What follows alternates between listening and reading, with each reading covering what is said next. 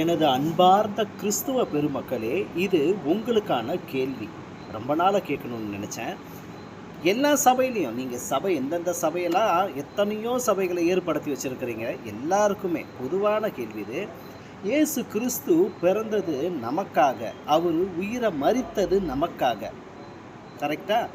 நம்மளுடைய பாவங்களை மன்னிக்கிறதுக்காக அவர் ரத்தத்தை சிந்தினார், அவர் பாடுகளை சுமந்தார், பாடுகளை பட்டாருன்னு ஒவ்வொரு ஒவ்வொரு எழுத்தையும் படிக்கிறோம், பைபிளில் இருக்குது.